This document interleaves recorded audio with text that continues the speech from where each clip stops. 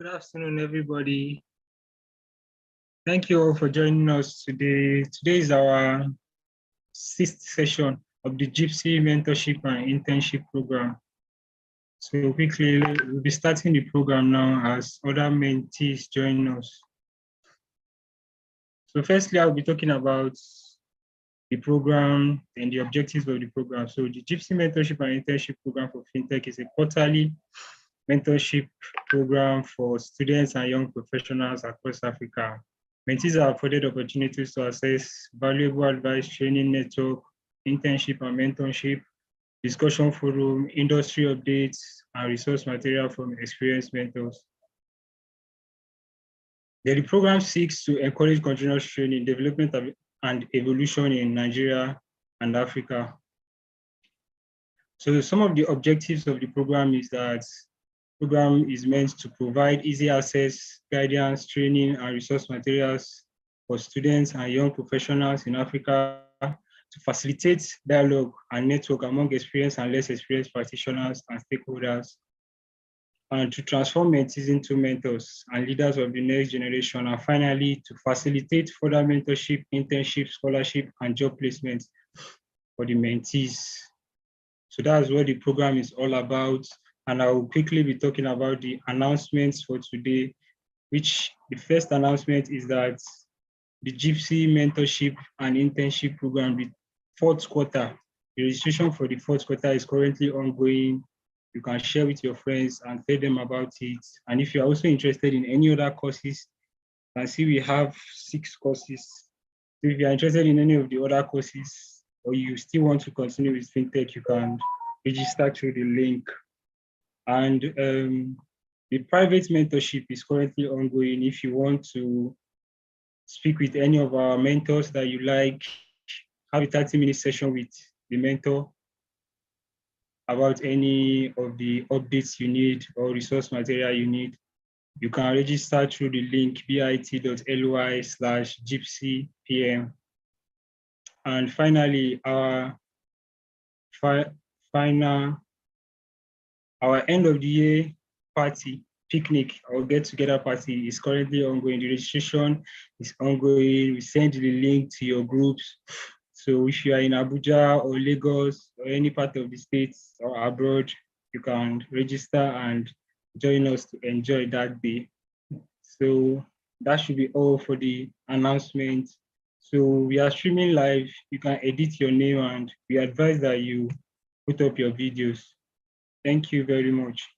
So we're having one mentor today for our program, which is Mr. Babatunde Olofin. Mr. Babatunde Olofin is the VP Cards and Payroll at Team Apps Limited, Nigeria. He has 18 years of experience helping top financial institutions grow business through innovations and appropriate technologies.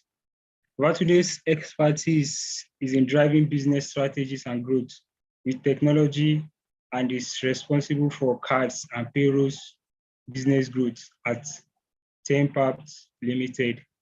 He's an accomplished leader and business executor. Thank you very much for joining us today, Mr.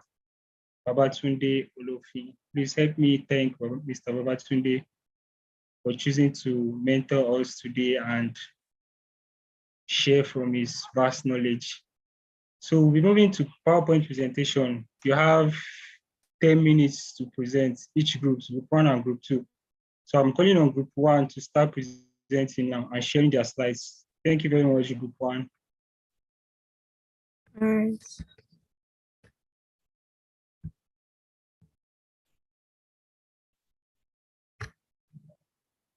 Please, can you see my screen? Please, I want to be sure if you can see my screen. Yes, we can see your screen. All right. All right. Good afternoon, everybody. My name is Jumobi Awodende, and I'll be presenting for Group 1 today. I'm going to be presenting on the effects and the impact of FinTech on GDP, gross domestic products. So when we hear GDP is basically the monetary value of all the final goods and services that are produced in a country, usually within a year. So what GDP does, what we use GDP for is to measure the aggregate output in the economy, and it is also used to measure economic growth or the productive capacity of a particular company, because it is believed that, okay, when we produce more and then we export, the income is coming back to the country. So it is important for us to like have a very good GDP, because the higher the GDP, will have like a higher standard of living. So I will quickly move on to fintech and GDP boost. Sorry. So now, according to reports, digital finance could increase the GDP of emerging economies by as much as 6% or $3.7 trillion by 2025. In Nigeria, in the year 2012, we recorded a real GDP growth rate of 6.5%. And at this time, what the country was even using was just credit cards, was just the use of ATM cards, and then we experienced that kind of real growth. So now we are going to move on to the impact of fintech on the GDP. Now, we all know that the fintech market is one that is really growing, is emerging. It is one of the emerging markets that are growing really well. So it is very important for us to understand how this sector affects the standard of living, how this sector affects the GDP of various countries. Please hold on. I don't know. I can't hear Jimobi. Can you hear her? Yes, we can hear her.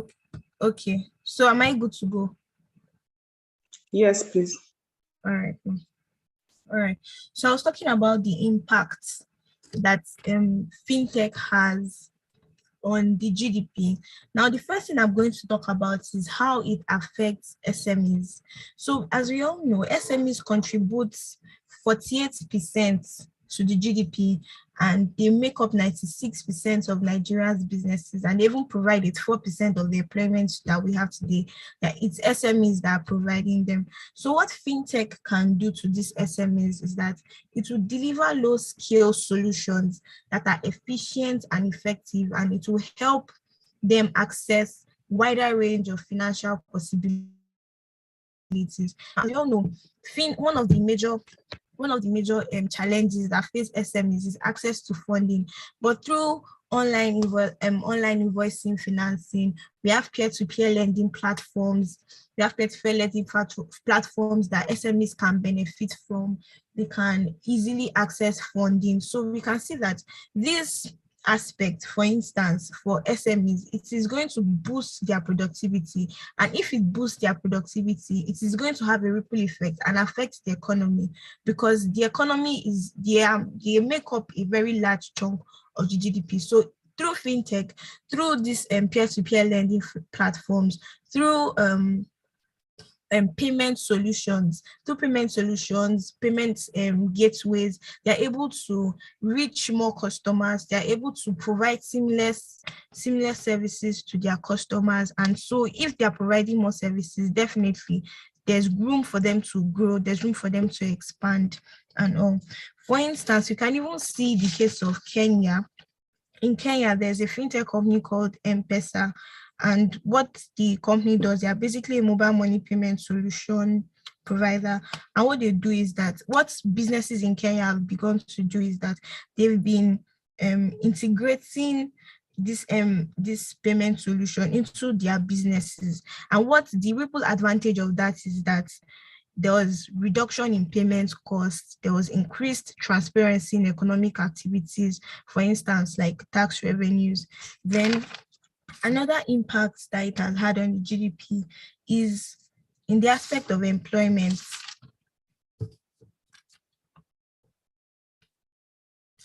Yes, so we see that, with the emergence of fintech companies, different innovative fintech companies, we have seen that like there has been employment, because now we see people going to learn things like UI UX. We see data analysts coming up, and we see we see people learning things like mobile developments and all those things. So we see people learning so many things now, and then it's creating job opportunities for people. We even see people, things like social media management, people trying to manage the social media of these companies. So we see that there's been a lot of job opportunities for people generally. And we know that where there are job opportunities, there's no how it's going to affect the GDP of the company. Yes. So also we know that one thing that the traditional financial system does is that it is plagued with high cost rates. And when they are high costs, maybe cost of trade, cost of production, if you want to get something, you have to travel all the way down and all those things. But we see that what fintech does is that it minimizes costs. It minimizes cost transactions. It's cuts the time and then the money that you will spend on your company, or to get maybe a particular thing that you need in your company. Now, what this will do is that it will encourage entrepreneurship, it will encourage trade, it will encourage household production, and in general, to encourage productivity. And when you see that, okay, yes, there are people, companies, firms around you are being productive, definitely it's going to affect your GDP. Then another thing that we're going to also be discussing is how fintech has helped how fintech has helped us gain more invest. Please hold on.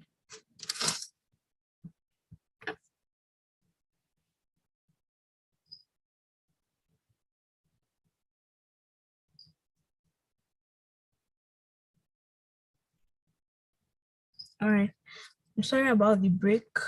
That's just something. Yes. So I was talking about how that one thing that it has done is that it has helped us gain access to more investors.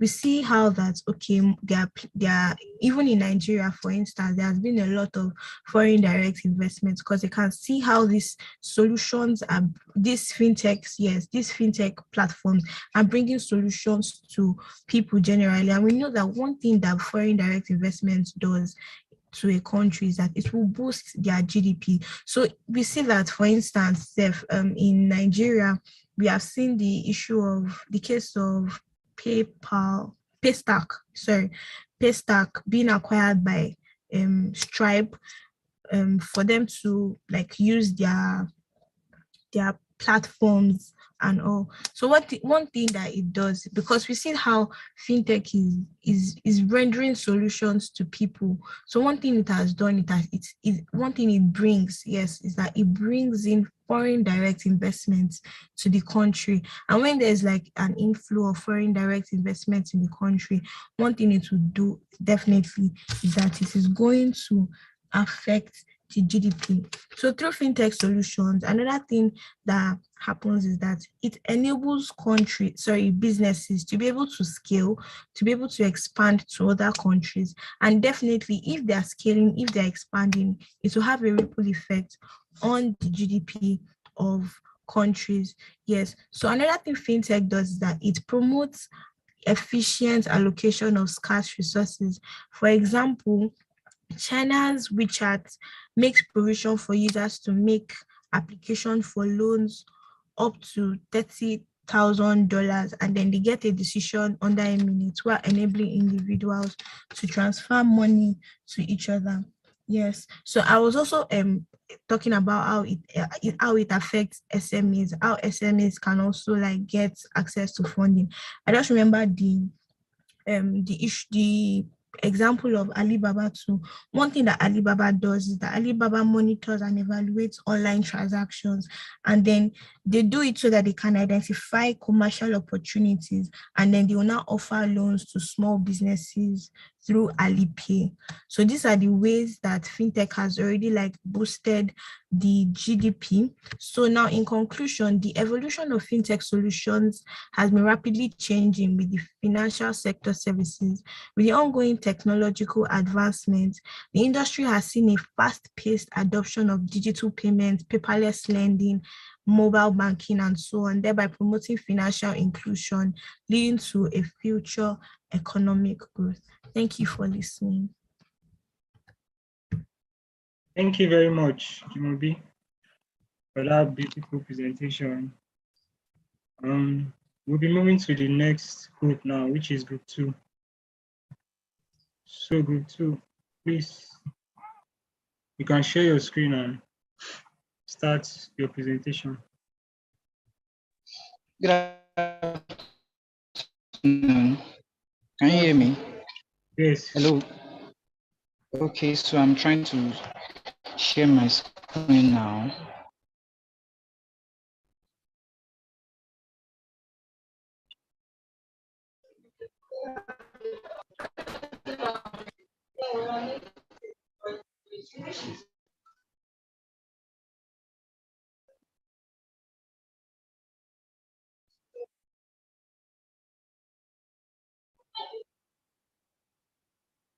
Okay, I'm still trying to do that. I'm sorry.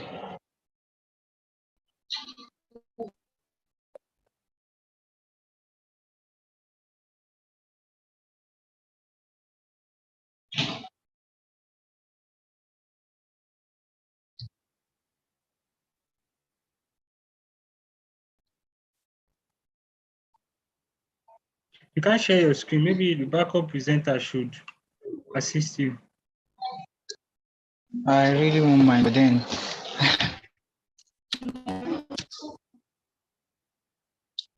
I tried to share it just now and it's saying unsupported format. So I'm trying to use find alternative. I'm really sorry for the delay. Someone is already sharing. Thank you. Okay, thank you very much. Okay. Yeah, good afternoon, everyone. My name is Emmanuel, and the effect and impact of fintech on employment. Basically, we are discussing how fintech has changed or redefined the structure of employment today in Nigeria and all over the world.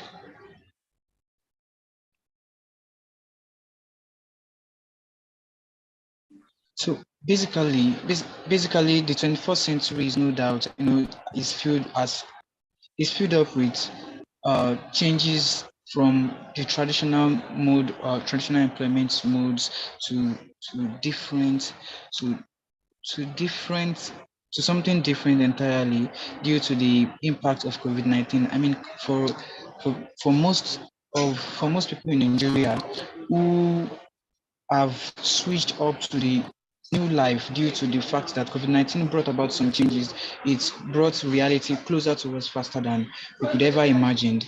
So post COVID-19, or during the COVID-19, people had already begin to see the implementation of new things.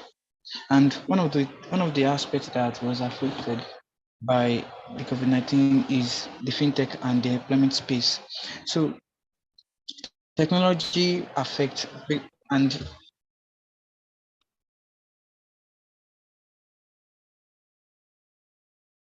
hello, can you hear me? Yes, we can hear you. Okay, thank you for that. So fintech basically is the influence of the finance and technology and how technology has affected finance. Your line is breaking. Are you? I'm going to be starting. Hello, you said what?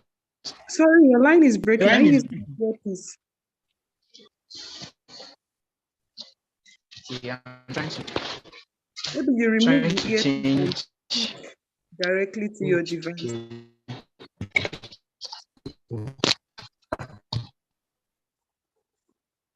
Can you hear me now? Yes, we can hear you. The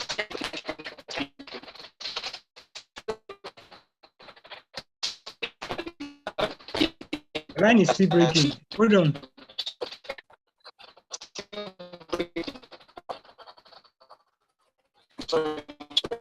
Manuel, your line is still breaking. Please, do we have a backup presenter? Okay, so I will continue from where he stopped. Hello, can anyone hear me? Yes, thank you. Okay, so like he was saying, the COVID-19 pandemic, new innovations, and of course, one of them was financial, using of technology in the financial space in order to bring the payment platforms and other forms of financial technology closer to people, because businesses still had to make money even during the COVID-19 period.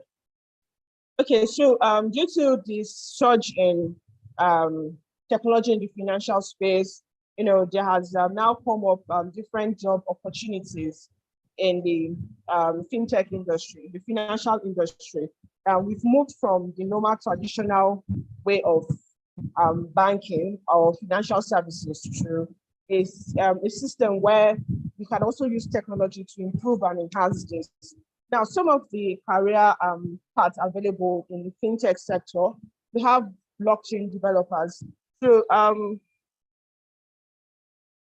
basically, blockchain developer is basically a software developer who focuses on using blockchain technology, to develop and test softwares and systems. Then we have also mobile application software developers. These are professionals who would usually, design and build or maintain mobile applications. Mobile applications. Then we also have financial mobile applications either for Apple iOS or Android platforms. Then we also have financial business analysts. These are basically people that actually use data in order to advise companies on, on profitable financial investments and how to build more on their financial side, like make more money and all that. Then we have cloud managers, people who manage the infrastructures of the company, on the cloud and all that. Then we have product managers. These are people who take the expectations of clients and, interpret it to the team, and then they are able to create a product that the client actually wants. Then governance, risks, and compliance experts. And there are people who are mostly legal practitioners and tax practitioners who ensure that the companies are actually compliant with the extant laws that are in existence.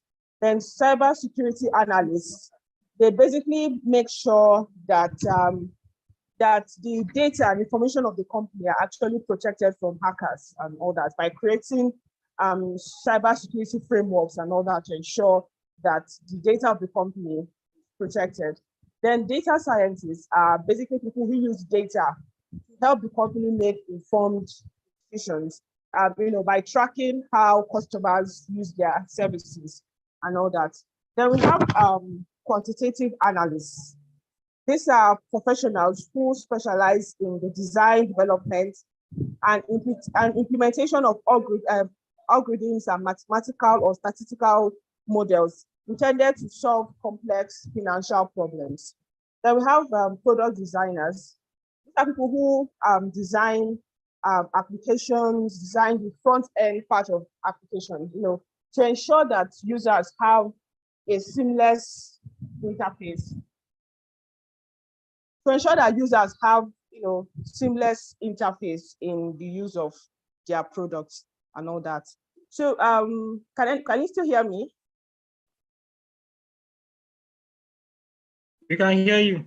Okay, so the next, looking at the effect and impact of fintech on employment. So of course, this has actually heavily impacted in employment opportunities because it has also increased employment opportunities for people, and have also made those who actually are limited to just using traditional way of banking to also have their jobs at risk. One of the impacts of fintech on employment is that, one, it has made remote work even more viable. It has made us, even the global community, to even become even more integrated than it was before.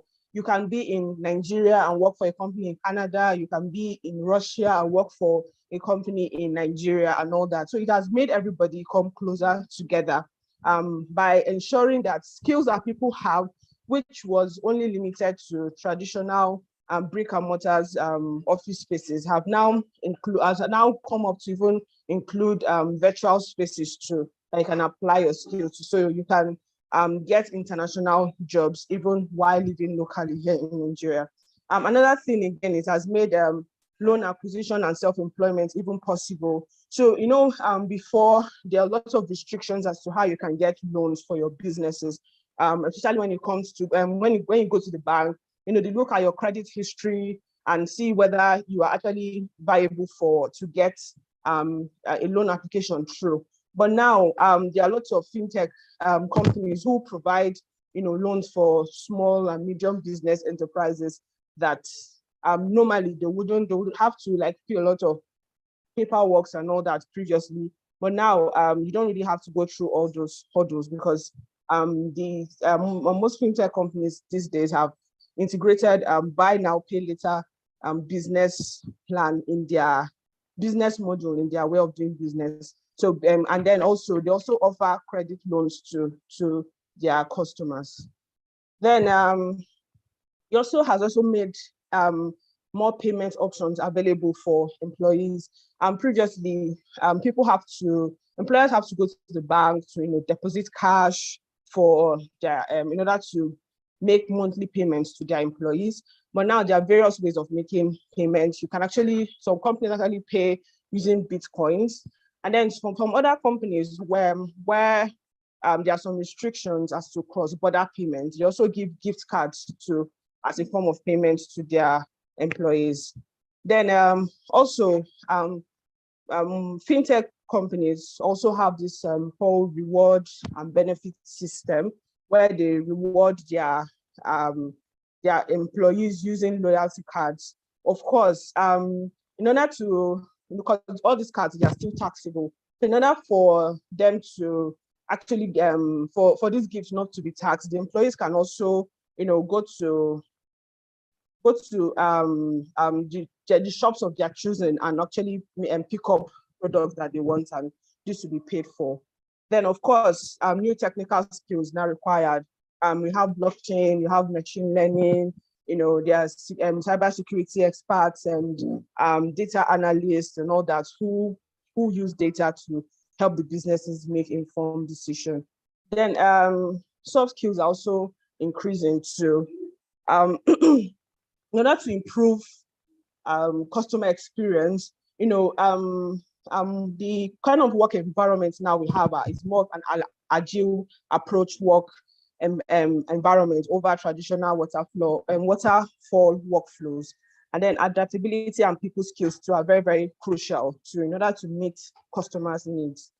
Of course, like I previously said, there are more job cuts in traditional institutions because, for example, just last year, Bank of America laid off 84,000 people from the bank because the bank is now moving to focus more on its digital initiatives and all that.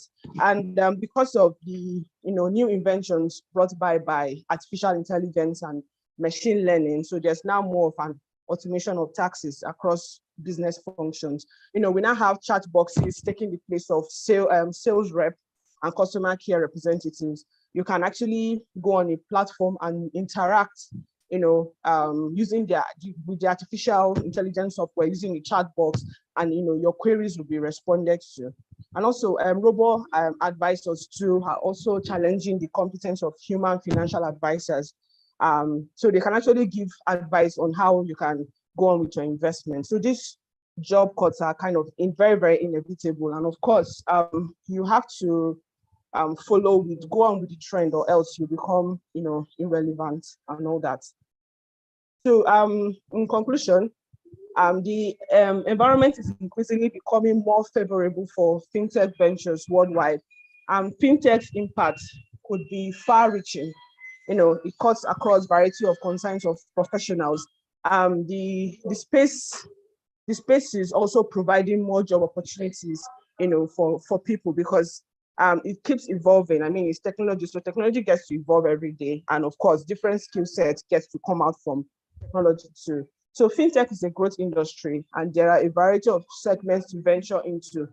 Currently, most fintech ventures are in payments, investments, lending, and personal service, through though others are already working on insurance and foreign exchange. So developing relevant expertise in these segments would open doors for anyone looking at a career in fintech. Thank you for listening. Thank you very much, Miriam, for that wonderful presentation.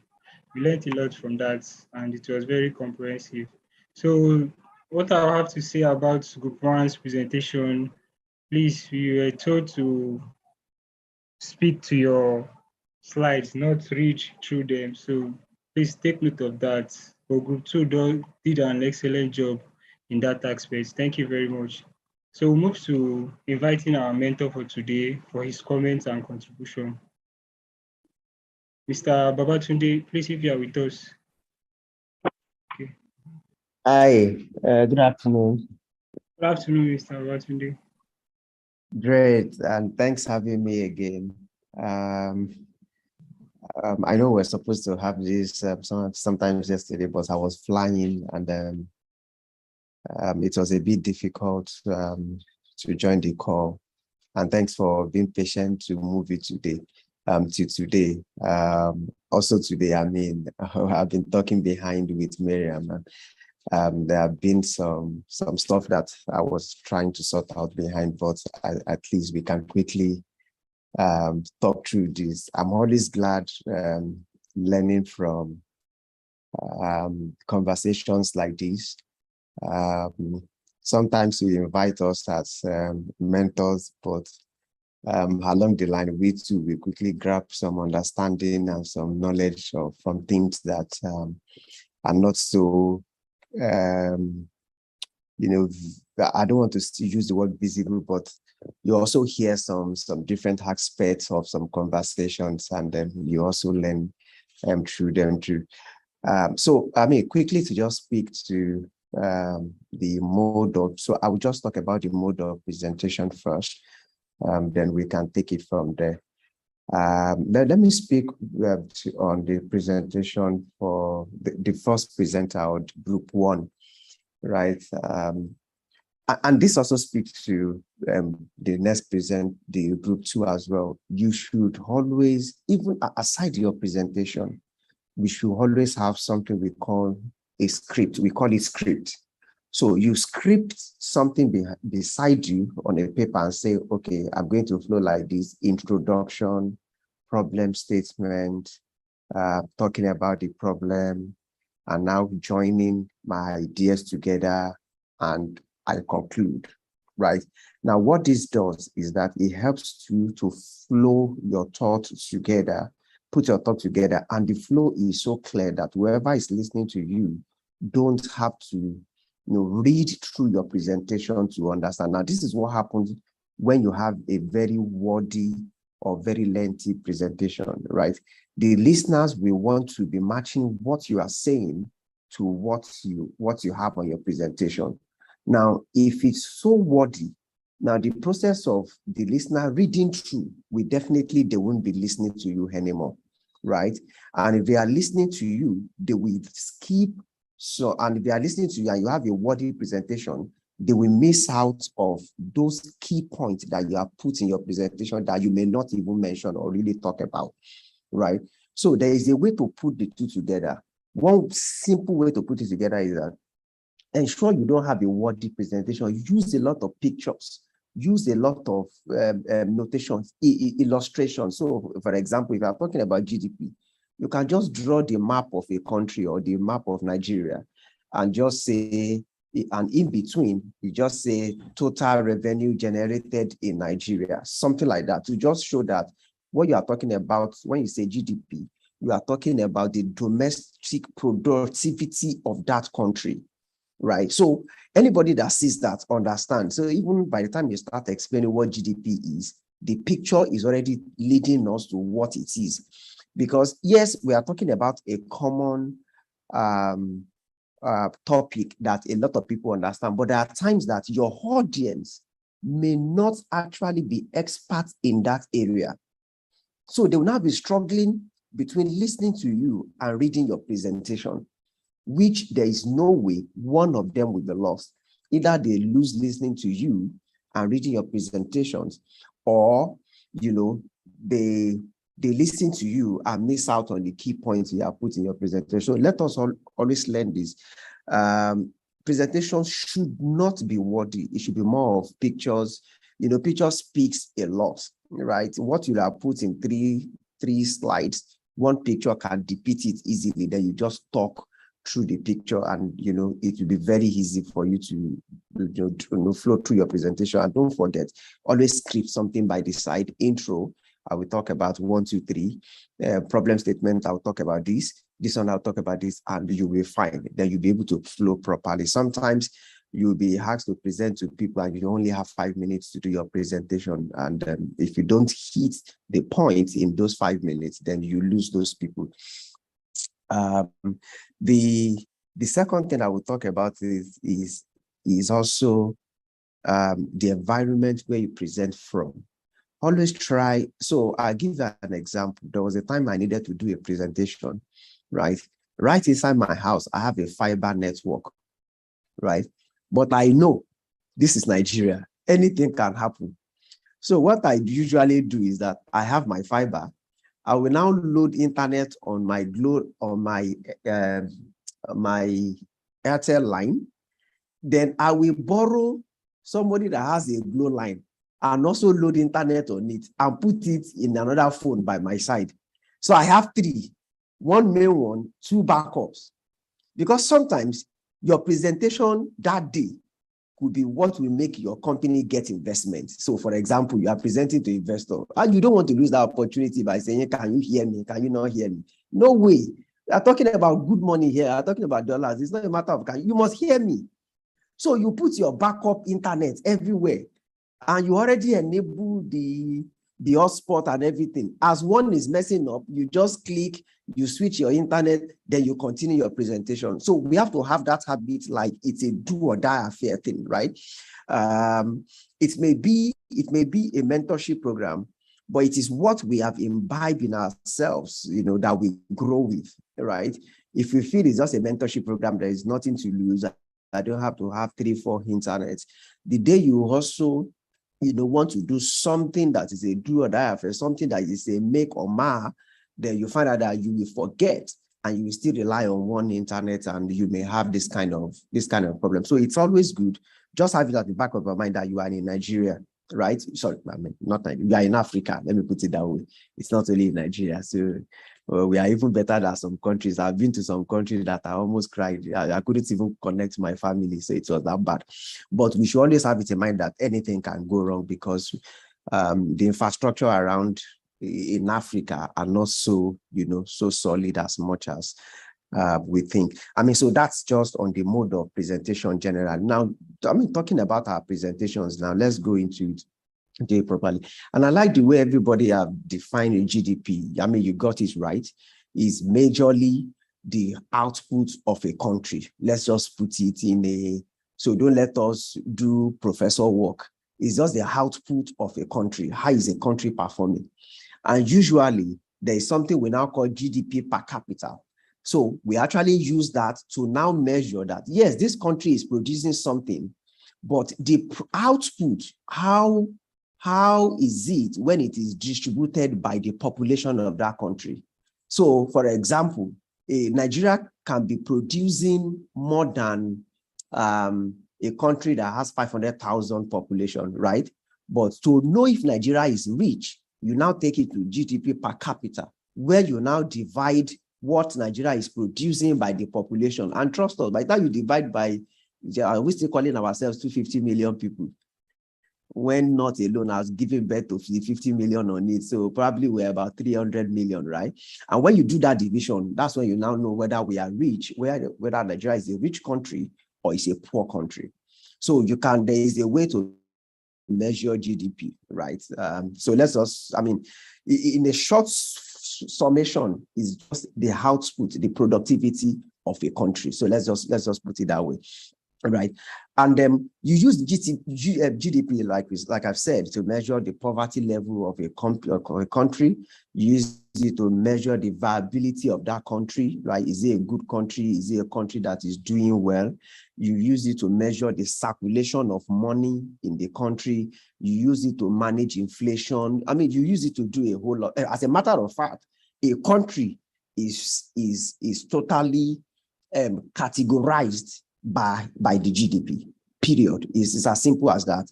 Whether you are a rich country or a poor country, that is how you know what a country looks like, right? So, and in your presentations, you guys have dealt with it well. It can't be defined more than the way you guys have touched it and talked about it, which is very nice. Now, how does fintech now comes into the GDP of a country? How does fintech affect the GDP of a country, right? That's one of the things we are talking about.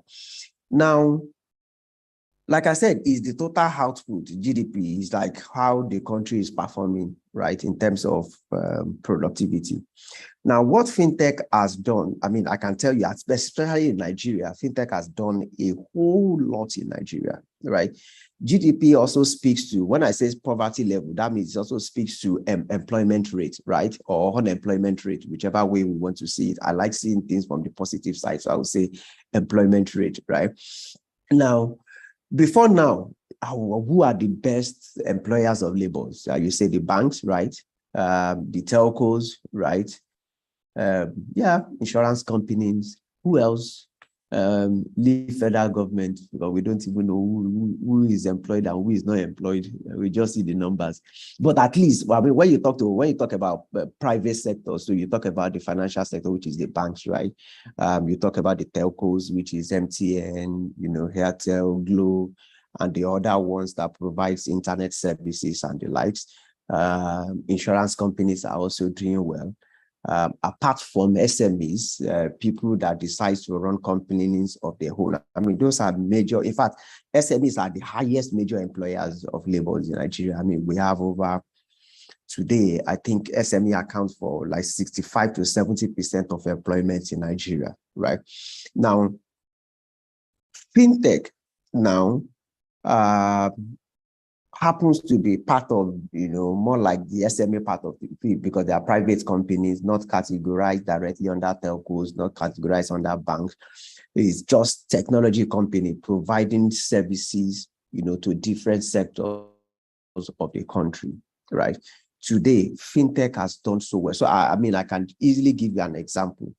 In my company, where I work today, we are, in terms of, if I count the total workforce in the partners, when I say partners, including the businesses that we have built partnership with. So we have something we call agency network or agent network. We have over 300,000 of these guys, right? And we use them to spread financial services into, areas where there are no financial services, into rural areas and stuff. Right. So you can imagine a company that started about 5-6 years ago already have over 300,000 businesses, partners, or I can say employees in one form or the other, because they make money from the company. Even the telcos that have started how many years ago cannot boast of that kind of number, right? And if we spread this, OPay also have the same kind of figure. You have flutter waves and the likes, okay, having the same kind of figures, right? It shows the impact of fintech, right, in the GDP of Nigeria, right? I can even tell you now that it is even in terms of who has the highest employment it is fintech compared to even companies, banks, insurance companies, and oil companies that started how many years ago, right? So in terms of employment rates, it has raised the bar, right, beyond what we naturally have out there. And I like the way most of the presenters touched on it. In terms of employment, you can't just overemphasize what fintech has done in the industry today, right? So let's leave that aside. Now, I also said that part of how you measure GDP is also in terms of circulation of money, right? How money moves around in a country, right? I remember during COVID, and I was just, in fact, I was discussing it with someone that how can the government says they want to distribute palliative to people, and they find it difficult to do it. Like they want to give money or they want to give food, and it shows that, you know, before the advent of fintech, P2P payments, right, was close to non-existing, right? Because I mean, if you want to pay me, you can only pay me through the bank, and if I don't have bank account, yeah, I mean that's the end, right? Is that I pay you through somebody that has a bank account that collects commission, and all those things were happening then, right, before the advent of fintech. But when fintech came into payment space, you find out that the way it was democratized to the point that even if I don't have a bank account today, I can still get money, right? If I want to pay somebody in Maduguri that doesn't have a bank account today, and the person has a phone number, I can transfer money to his phone number and send him a code. It takes the code to all these agents, give them the code, and they can cash out the money, right? That's one of the things fintechs have done, right? They have helped in spreading P2P payments, and not even only P2P payments, even G2P, where government wants to pay people, right? I know of a company then called Cellulant, who happens to be, I know some friends in the management. What they were doing, I mean, that was during Obasanjo's time, was when Obasanjo wanted to distribute something they call fertilizer subsidy to farmers in rural areas. Who knows the farmers? Nobody, right? But with the help of one of these fintech, they were able to create a database of these farmers, and they were able to give them the subsidy, which the money was actually used for, right, for production of farm produce on various farms. And this was confirmed by the fintechs, right? Because they get the location of these people, right? They use the geolocation to go and visit them, get what they are doing, give them. In fact, it got to a time that they were not even giving them money for fertilizer. They were actually buying the fertilizer and were distributing to these places and to these people. How were they able to locate them, right? This was because of technology and the advent of fintechs, right? So in terms of payment, distribution of resources, and a lot of things like that, from government to people. So when I say G2P, I mean government to persons, right? So from government to individuals in that country, it was easy for government to distribute money. It was easy for government to distribute resources, right? Okay. Then I'll go to the third thing, which is GDP also helps in managing inflation, right? Now, inflation will naturally happen in a poor country, right? Because one, there is shortage of money, right? Or there is difficulty in circulation of money. Those are the things that usually cause inflation, right? And in Nigeria today, I mean, if you look at Nigeria 6 years, 5 years ago, like somebody mentioned, it is very difficult to have access to credit, right? I mean, banks will ask you, bring your father, your mother-in-law. I mean, they will just ask you to gather everybody, and you are asking for how much? If I'm asking for 100K and I've gathered everybody to collect 100K, everybody I already know that I've collected 100K. Why would they bring problems of 100K to me so that we can share the money after all, use us in collecting this money? Right? Because the documentation was so bad that I would rather go and borrow from friends and families, right, than queuing for 100K. To the point that even what I want to use the money for would have even passed, the emergency had gone or whatever, right?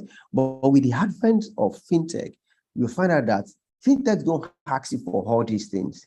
They use technology to get all those things and be sure that you will be able to repay the money. Then they start sending you SMS that you qualify for this kind of money. So the reverse was the case before, where you are chasing the bank. Now, with the advent of fintech, they have reversed it in such a way that, look, we can see what you are doing. We can see that you can pay back this money. And that's why we are offering you this loan. And you see some SMS saying that you qualified for so thing, right? Then if you want it, they ask you to say yes on your phone, or, respond to this thing, and then we start the process with you and you will get the money, right? Now,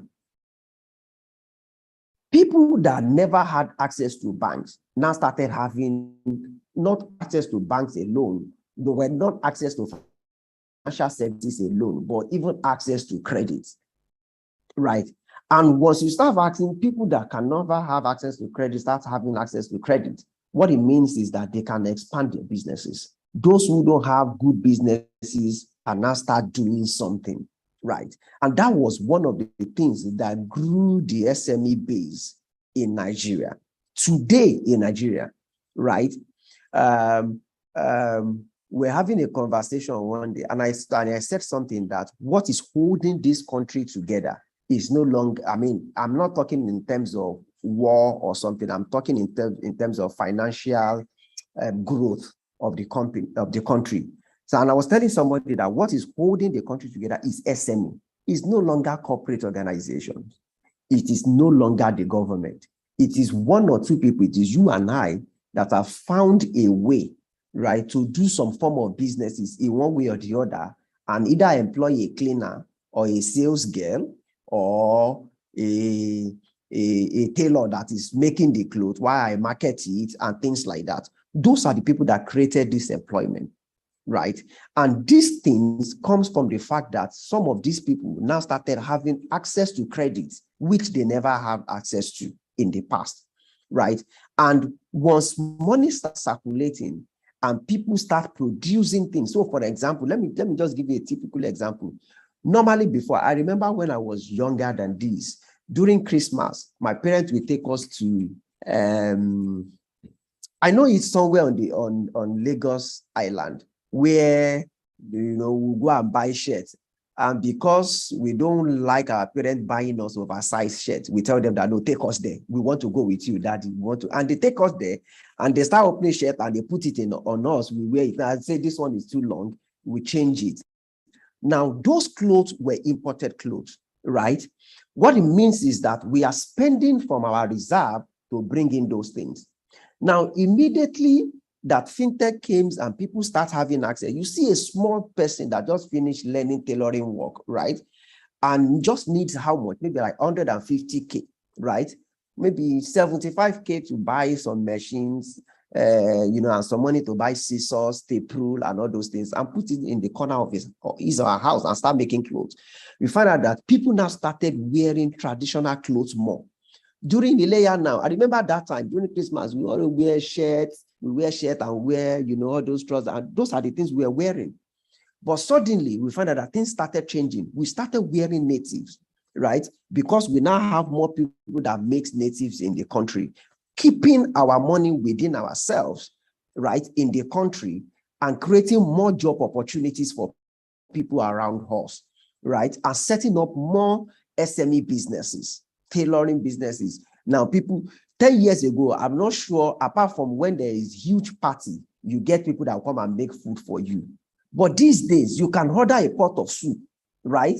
And put your specification into it. And somebody that the business is to make food for families, right? Sits down there on the internet and you order the food and the person cook the soup, the pot of ogbolo, and send it to you and you pay the person. Those are the kind of businesses that started coming up with the advent of fintech, right?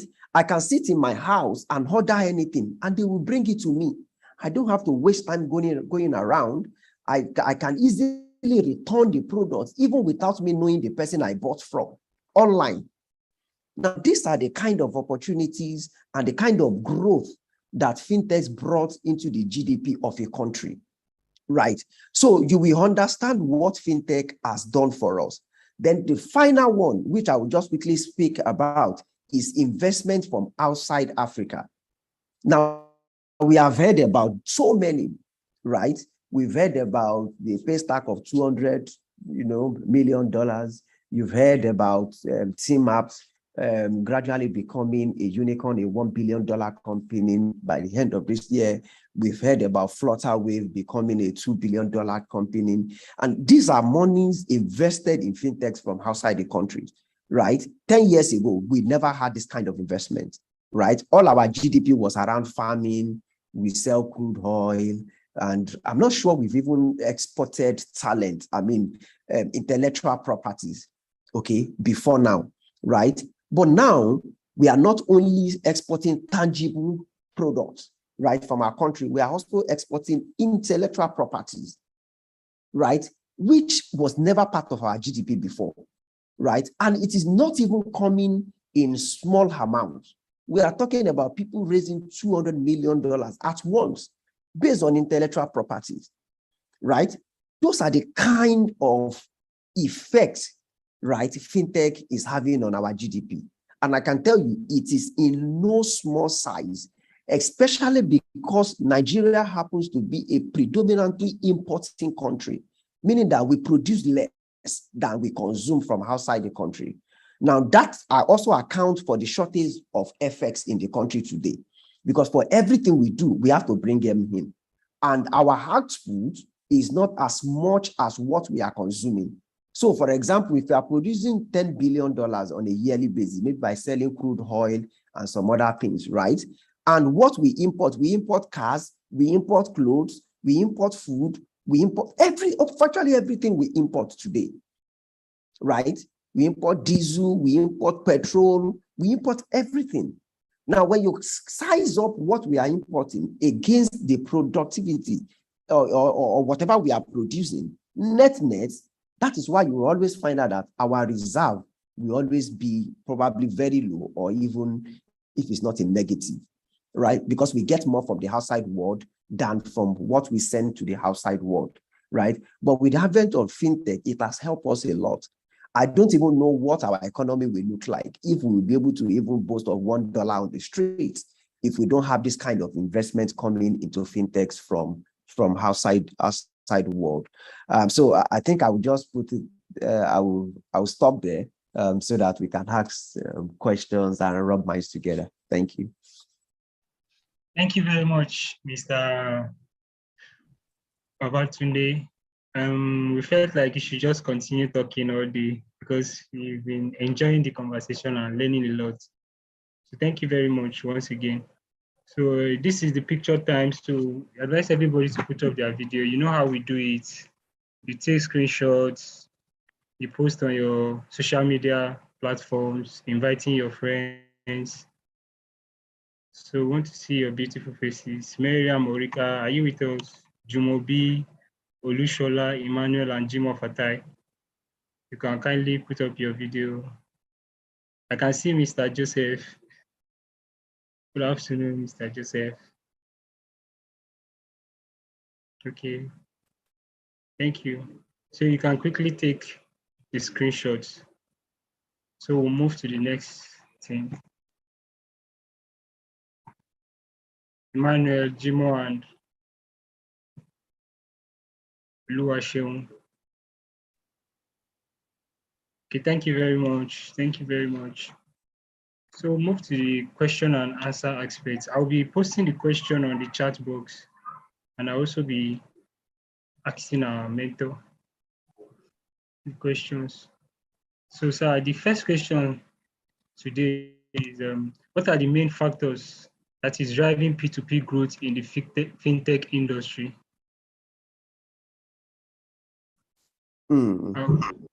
Thank you. So, I mean, it's so simple. The first factor is affordability.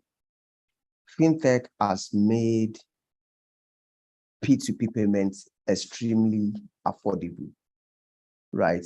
Before now, and let me paint a normal scenario that really happens, right? If you have somebody that stays in, I think the place is a place after Ijede, right? Where when you get to Ikorodu, you first of all take bike to a particular place, then you take maybe canoe or something or boat to get to the other side where you now have another town where people live. Now, as at then, when such people need cash, right? Let's count. I mean, let's just do an estimate of what the money will look like. The person will take boat from that place to maybe somewhere on the land at Jeddah. Maybe that's, I mean, let's just say 200 naira, right?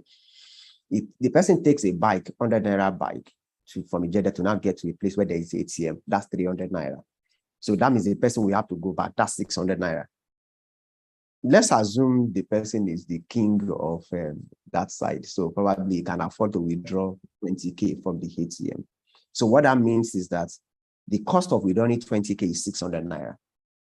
God help the person, the first ATM he gets to is out of cash. He has to go to another ATM. But I mean, let's even assume that, you know, everything worked in the first ATM, the nearest ATM, right? And the person got there and was able to withdraw. That means the cost of that withdrawal is 600 naira, right? But with the advent of fintech have planted agent network in all those places. So that means that person does not need to use boats, does not need to use bike and everything, right? The person can just withdraw 20K with a charge of 200 naira that we pay to the agent. Now that agent, what the agent does normally is that he works with his agency company that gives him something like an overdraft. So he can withdraw like 1 million naira cash, right? And go back to his own location and sit down there, giving out the money. And people swipe their card, they get debited, he gets credited, and he gives them the cash, and he takes a commission of 200 naira. So it becomes a win-win. One, there is a job opportunity created for the person doing that job, right? And the second thing is that P2P payment becomes cheaper for the person doing the withdrawal, right? And guess what? The person is always sure that as long as Mama Risi that is paying us is seated there is always cash, because Mama Risi cannot, like ATM will say, unable to dispense. Mama Risi is never unable to dispense. Mama Risi always dispense, right? So she never fails. So Mama Risi is always available, she is accessible, and she is affordable. Those are the major 3 factors that drive the growth of any business. Forget about whether it is fintech or no fintech. But that's one of the major growth of P2P payments in Nigeria. It is affordable, it is available, and it is always accessible. And that's the case of Mama Risi. But you get to an ATM, right? ATM may not be available. Either there is no cash in the ATM, or the ATM is not working, or the inverter has died, or somebody has taken all of the cash. The one that surprised me most in my life was that somebody was telling me that at a particular place in Ikorodu, is it Ikorodu or Yanopaja or something, that you will see people with cash and POS seated by an ATM saying that, Madam, do you want to go through this queue, or you just want to withdraw for me? In front of an ATM, just to tell you that she already knows that either the ATM will run out of cash very soon, or cash will stock in that ATM. You people will still come back to me. I am seated here waiting for you people. Right, because that person already knows that those 3 things are not always available with the banks most times. It's either the bank is not accessible or it's not available. One of the two, one will go wrong, right? Right in front of an ATM, somebody sat down there with an umbrella, doing cash out for people that can do it from an ATM. And the person is so confident that I will sell today, because he knows that something will go wrong. I think they are the ones that have more customers. Exactly my point. Yes. Exactly my point. They have more customers. Yes, exactly my point. And they are making serious money because they are always available. And guess what? And this is what happens to all of us. I know that if I swipe my card with Mama Risi and the thing debits me, and Mama Risi did not give me money, Mama Risi will help me follow up with the bank and say, I was the one that swiped this card. I did. The thing said error. It didn't get money. Can you stand in front of ATM and say, ATM, you were the one that debited my card and you didn't give me money? So you see the trust part that also comes into it. And these are the things that are driving the growth of P2P payment in the country. Because banks, one, have lower level of services, right? And two, they are more expensive. Whether the bank directly or the combination of situations around the bank, whether where the bank is situated, I have to take some bikes to get there, which is in addition to my cost. But I always know that before I walk half a kilometer, I will find an agent under an umbrella that will always be available to give me money, and they are always accessible. And those are the factors that drive P2P payment. It's very simple. Thank you very much, sir. So this next question is, what are the strategies that countries can employ in encouraging fintech innovations in advancing their GDPs? I'm very careful talking about when you are talking about countries, and because these things borders around government policies, enabling environment and things like that, right? And like this is not also in fintech business. For the GDP of any economy to grow, there must be some standard things that must be provided. There must be security. The reason why some of these banks don't go into some of these remote areas is that, where is the security there? There's no single police station in those places. It's a community policing that they do. So if somebody comes on a flying boat, 10 people with guns and everything, by the time they shoot guns in the air, even the whole village will be everybody will escape. And they will cut away with the whole bank. So there has to be some infrastructure. There has to be security. There has to be power, right? There has to be enabling policies. So for example, if a country or an investor wants to invest into a fintech in Nigeria, why can't we make it tax-free? Because the money is coming as an investment into our country, right? These are the kind of policies we should be putting together. If a company wants to come and establish production in Nigeria, why can't we make it tax-free? Right. So the number one thing that a country can do to encourage this is infrastructure. It has to be available. Right? If I'm coming from abroad, I won't invest $1 billion, for example, into Nigeria if I'm not sure that the economy is stable. Not even the economy, that even the political status of that organization is stable. Today, for free, I will tell you for free. MTN today no longer have one single infrastructure in Nigeria. The building where they occupy today is now on rent. All their cars are on rentals, right? So they rent everything, right? All the masts you see where they hang the radio and everything is rented from IHS Tower, right? And these are signs that these investors do not trust the country in terms of political stability, that anything can happen. And that's why they are not putting infrastructures on ground. They rent everything. If anything happens, they just carry their briefcase, carry their balances, and the next available flight, they are gone. But when you have a stable environment, stable company, that's where you will see a car manufacturing company come and establish. Because if anything happens, they can't carry all those equipment and escape. It's not possible. So it's a sunk cost in the country, and everybody will want to invest in infrastructure where you know that it is very stable and nothing can happen, at least not overnight. Yeah, I mean, we are in a place where overnight, you don't know what can happen in Ikeja, in VI. Anything can just, and nobody will want to do such investment in it. So it has to be stable economically, the country. It has to be stable politically, right? There must be right policies, right infrastructure in place. And those are the things that can attract more investment into a country. Thank you very much. That answers our question perfectly. So the third question will be, how can employees of traditional banks better position themselves for the disruption in the fintech industry? That's a tough one. Okay, I worked all my life in banks before I joined the fintech. so it's again, I can't say. I've also been part of people that usually say destruction.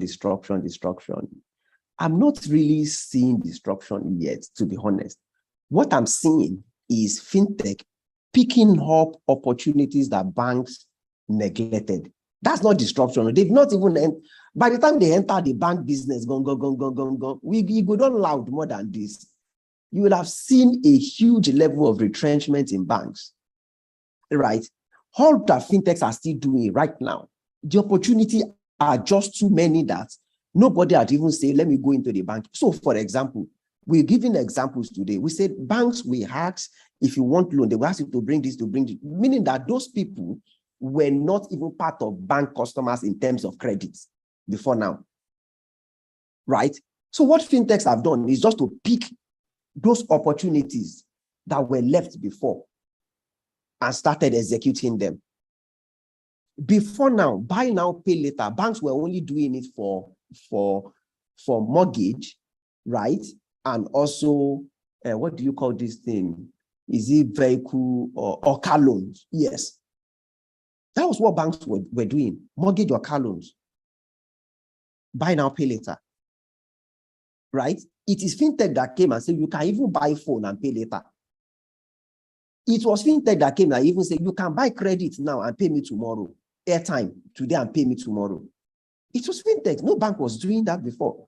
So I don't see that as disruption, to be honest. It's just picking up things that people have neglected. Nobody has gone into anybody's business yet. We will be there, but yet. And even picking those pieces had even occupied the fintechs that most fintechs are becoming unicorn. $1 billion company by picking pieces that banks have neglected. Nobody has hit the bank yet. Well, maybe the likes of all this. What's this real estate in Lekki Garden City or something? They call them Lekki Gardens or something. Maybe those guys, right, that went into building real estate and asking people pay 50%, then you pay me the rest over time. Yeah, maybe those ones have started going there. But to be honest, when you say disruption, it's just about to start happening. And I don't know what will happen to banks. Probably banks will now face the real banking businesses by lending to the corporates, lending to a Dangote to build a refinery. That's what banks should be doing. Lending to big infrastructures in the country, supporting serious businesses in the country, granting line of credit in millions of dollars to corporate organizations, right? Not this retail business, be honest. So maybe that will pressure banks to now go into those kind of businesses. But in terms of what can the staff of banks do, it's function of how you want to upscale yourself or upskill yourself. You can still do a lot even within the bank. I was in the banking system for about 18 years, and I know what I did in the various worked for, right? Opportunity and problems and making money. There are just too many opportunities in the country. So people, if you work in a bank today, all you need to do is to think in a different manner. What are the problems real businesses or SME businesses are facing out there? Why are you asking a business with 2 employees that just need 250K, right, to go and bring collateral? If he has a collateral, why is he asking you for 250K? Come on. How much is 250K? That's less than $500. That's like $400. Somebody is asking for $400. You're asking for collateral. If you ask collateral, $400, like really? If I have a car and I'm looking for $400, I will just sell my car and get $800 and do my business and buy a better car. So it's a function of solving real problems. What are the, forget about traditional banking. You can't be using traditional way of solving modern digital problems. Everybody wants to be entrepreneur as at now. I want to be selling something on IG. I don't need a shop. This should, I mean, look at all these graduates, even before they finish NYSC, they are either selling lipstick or perfumes or something. They don't stock these perfumes. They use their whole social media network to gather their friends together and tell them, we sell this. When you order, they quick and get it on discount and give it to you and take their own margin. And that person is saying he wants to expand his business. You are saying bring collateral. Which collateral? Is NYSC certificate or boot? To be honest. So, yeah, I mean, for a traditional bank, you have to be out there, look for the real problems, get deep in the problems, then find a way of solving the problems. And there will be money. You cannot continuously do it the way we were doing it before. You must have a house to get a loan of 500K. It won't work. How many people have houses? And we have to understand the mentality of the generations coming now. They want to set up something on their own. They want to run business on their own. They want to scale business on their own.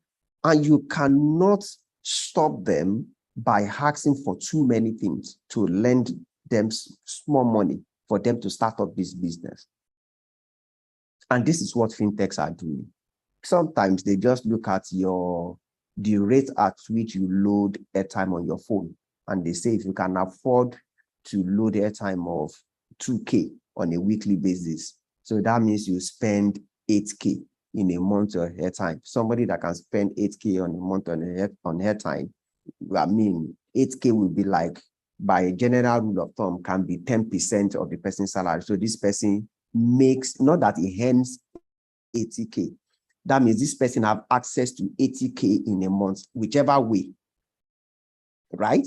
Then I can say, if you have access to 80K in a month, I can lend you 33.3% of that 80K over a period of 6 months. These are things that fintechs are doing, and they know that the person will be able to pay, but they only lend you what is convenient for you to pay.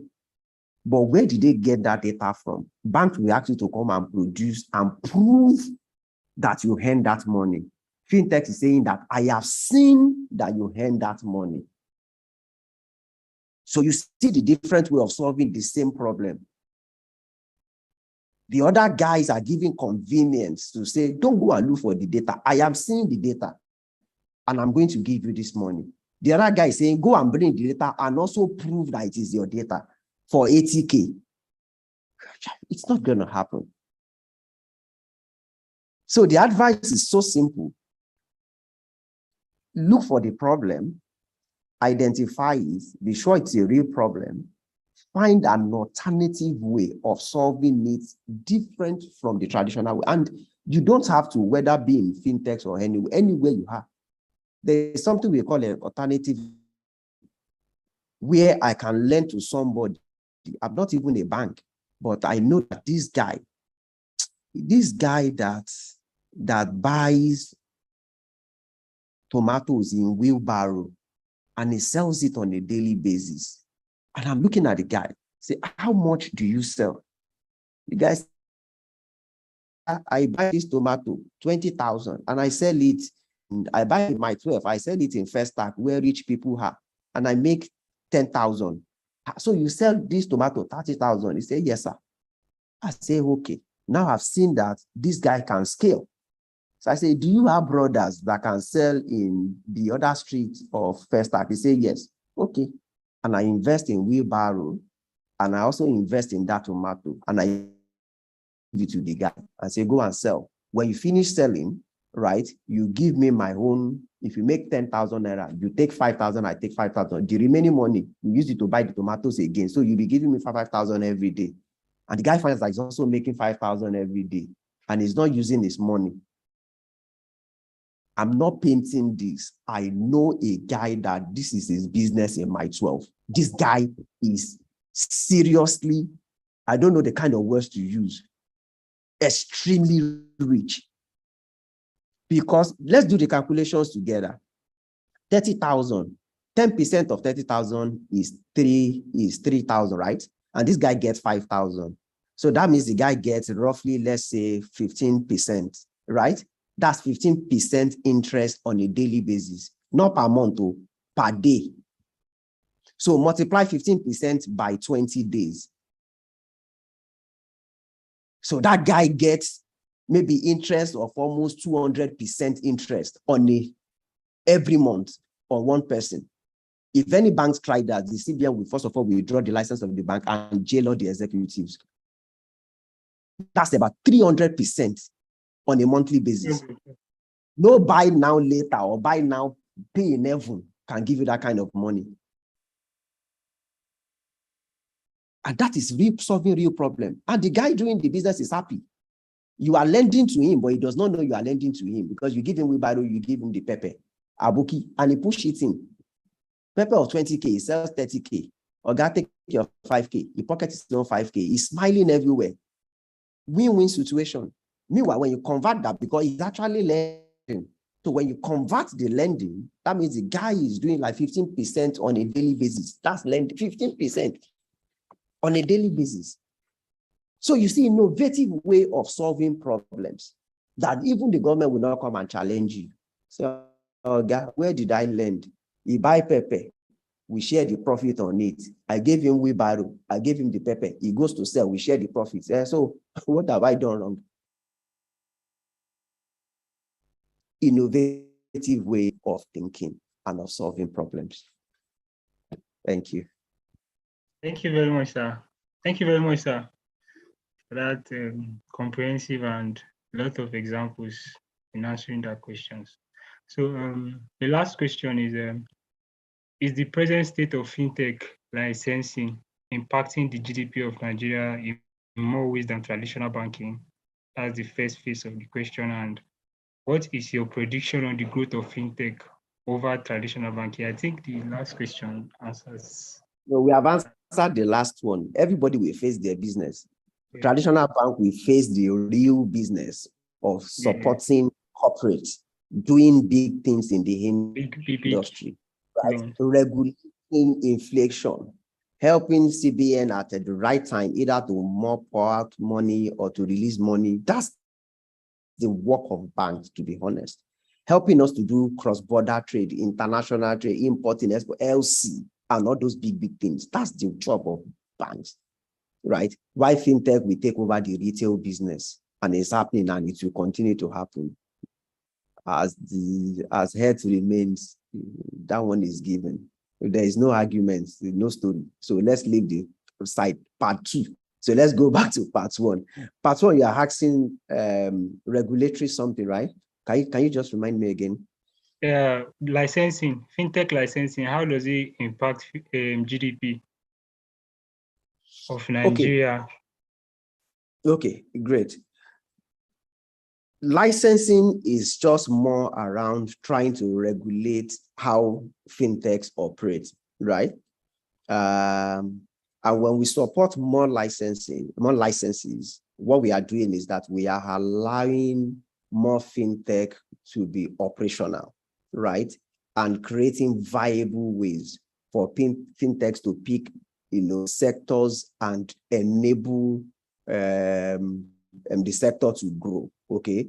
And creating affordable services in those sectors, right? Licensing is very good, yeah, because we must know who is doing what before somebody comes with MMM3 now and take all our money and disappear, right? So it has to be licensed. It has to be regulated. We have to know the people behind it, right? Those companies have to be KYC'd, everything, that's fine.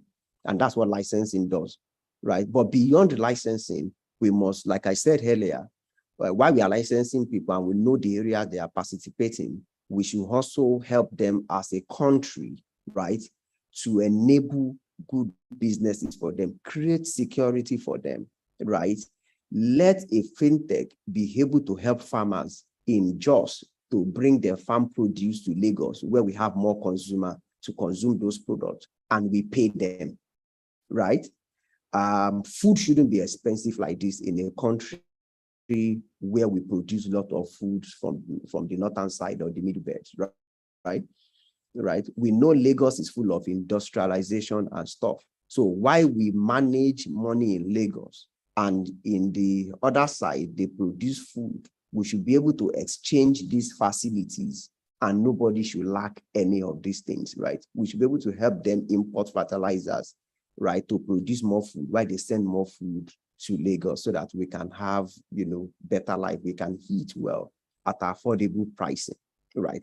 So those are the kind of environment we should create with the license, not only the license, when they pay for the license, we should also ensure that they are well regulated, right? And by default, they are also protected. And we allow or we create enabling environment for them to operate. That is how we can grow. That is how India got to this level, where they happen to be the ones sending us generators these days, right? We are both third world countries, if I'm not mistaken, right? And they have grown to that level where, they have a lot of industries and they produce a lot of things. Now, I don't know how true it is, but saying that we are still importing toothpick is unhearable. We shouldn't be saying it, right? Thank you. All right, thank you very much, sir. So now I'll be handing over to Ms. Juliana to give us the closing remarks before we close. Thank you very much, Mr. Babatunde, for the session today. We are so grateful that you accepted to be here today, despite the fact that you are very busy and you've been moving and all that, attending different meetings and all that. We are extremely grateful. And to the mentees, I want to say a very big thank you for working together, preparing your slides, and also for presenting. And to Hussein, thank you very much for moderating today's session.